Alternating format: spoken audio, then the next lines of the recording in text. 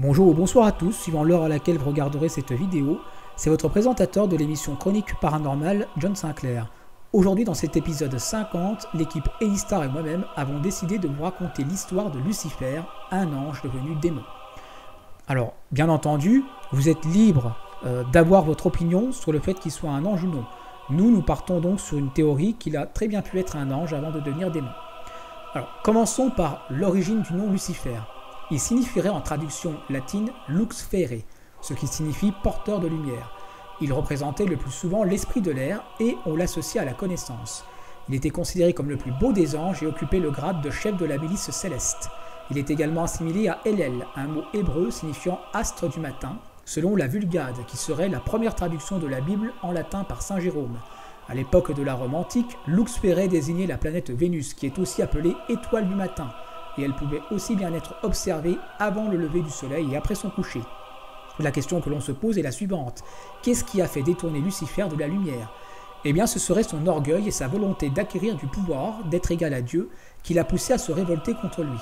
Notamment, et selon les gnostiques, parce qu'il lui reprochait de vouloir dissimuler la recherche de la connaissance aux hommes.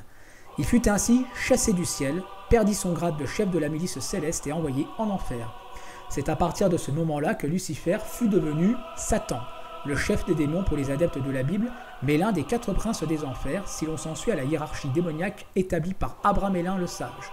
Dans le dictionnaire infernal, Colin de Plancy apporte une description plus détaillée sur Lucifer ou Satan, comme vous préférez. En effet, les cheveux de cet ange déchu auraient été remplacés par des serpents vivants.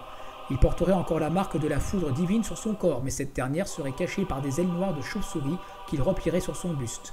Lucifer tiendrait d'ailleurs dans ses mains d'un côté un rouleau de parchemin et de l'autre une plume de fer qu'il souhaiterait utiliser pour faire chuter le paradis. Ce dernier n'hésite pas d'ailleurs à tenter les hommes par l'orgueil, qui fait aussi partie selon le pape Grégoire le Grand des 7 péchés capitaux, et l'orgueil serait le plus grand des vices. Seulement pour Colin de Plancy dans sa hiérarchie, Satan n'est pas le chef suprême de l'Empire infernal, ou du moins il aurait été détrôné par Belzébuth, fondateur de l'ordre de la mouche, et serait devenu par la même occasion le chef du parti de l'opposition. Pourtant, et malgré le fait que Lucifer soit reconnu comme une créature démoniaque par la tradition chrétienne, ce n'est qu'à partir du Haut Moyen-Âge que son terme fut employé pour désigner Satan.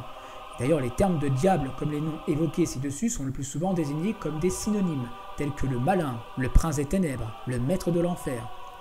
Si nous posons maintenant la question à des psychologues, et c'est ce qui conclura cet épisode sur Lucifer, voici ce que ces derniers, en tout cas, pensent de Lucifer. Pour eux, cela représente l'homme lui-même et tout ce qu'il renferme comme perversion pouvant le conduire à sa perte. C'était votre présentateur de l'émission Chronique Paranormale, John Sinclair. À très bientôt.